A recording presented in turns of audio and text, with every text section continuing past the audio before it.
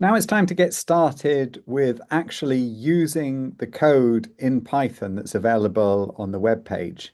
So I already went through in an earlier video how you can download and set up an environment using Colab to run this, but I'll just quickly start by recapping on exactly what you should do. So you're in this part of the page and you've scrolled down to here, you've read through it, and you actually want to start using with Python. You see I've written video here because this video will be there, but it's not been made yet because you're watching it now. So the video will be here, and this will be explaining and taking you through step by step how to use this Python notebook. You can also find the data that you need to use by clicking on here, and then that will download the data. So you can actually download this data and download the raw data file there. You'll need that data file. And as I said in the earlier video, you then put that data file, the one that you've downloaded here, press download there, you can get it down. Then you put it up into into a drive on your notebook, or you put it in your local directory if you're doing something else. This is just if you want to use Google Colab. This is my approach here. I'm using the Google Colab. Google Colab, you can find it here. Here's the web page. And then you've managed to get everything loaded into here. As I said before, so this is you've loaded up the notebook. Yeah, maybe I should say that one more time, as well as downloading the data. You've downloaded this notebook using this link here to download the notebook. So we've got everything there, and then you upload the notebook and the data to the same drive in Colab. And then once you've got that, you've got a version of the notebook, which is also the web page. The web page and the notebook are essentially the same document, just displayed in different ways. So you can see here's the video, here's the outline of the problem that comes up as the text. So they're just displayed in different ways. But this one has the advantage that you can work through it step by step. Okay, so now let's go down to some of the code.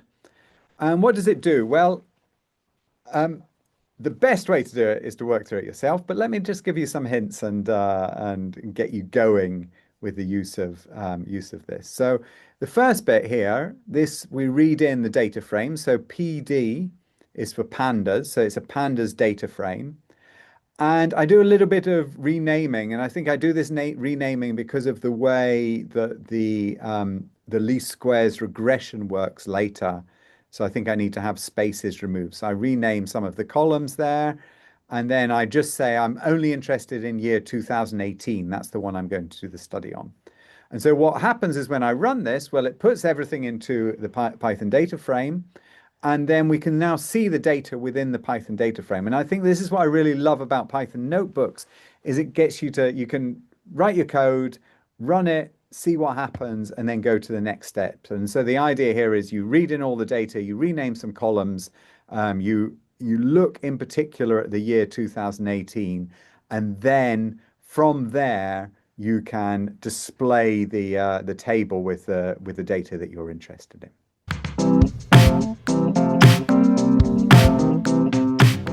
The next section in the code plots the figure. So I'll show you the figure first, then I'll show you the code that does it. So it's a plot of the life expectancy of birth against the average happiness in the different countries. And you see we've made a special highlighting here of specific countries that we're interested in. And I get that. I've already run it, but let's run it again. I get that through the following code. Now I've actually defined this as a function here, and what the function does is it plots the data frame and some XY coordinates. And it's a very specific function for doing the plotting. The main part of the plotting is done by this line here, where we plot X versus Y for the particular data that we've got in. So the data frame we've passed in. The data frame was what we already sat up here. That was what we were looking at. And then we want to plot X. On the X scale, we plot life expectancy. On the Y scale, we plot happiness. You can actually change what's plotted by changing the names here if you want to have a different plot. That's something you should definitely try and play around with yourself. Try changing those names to the different the different variables. You've got the variables up here. Try changing those names and updating there. But for just now, we've plotted life expectancy against happiness. And then there's also particular ones that are highlighted here. So this was the overall plot. And then there's particular ones that are highlighted. And you can see I've done the list of the different countries we want to highlight, United States, United Kingdom, and so on. And then this is the code which then plots an extra plot on top with those highlighted and puts their names on them. The rest of the code sets the ticks and the labels. It sets everything up and makes the plot look nice. I think one tip I have for using Python is to make your plots nice from the start, because if you set up your plots to look nice, and I think these plots look quite nice, maybe maybe something you can do better. They're nice in the sense of following that they fill up the entire axes. So from left to right, you see that there's empty space here, but there's nothing to plot here. So they fill up the axes. They've got clearly labeled numbers here, so it's very natural. Units for life expectancy is 50, 55, 60, 65, 70. They're actual usual numbers. We talk about ages in terms of integers. And then we also can talk about these happiness scores on the scale of 1 to 10 or 0 to 10. Typically, people will put in an integer number as well. So I also use integer labelings there. And then I highlight specifically the points that I'm interested in. So it's good when you are working with Python is you actually set up how you would like your plots to be done, and you work a little bit with getting your style of plot right from the start. So this is the style of plot that's used here.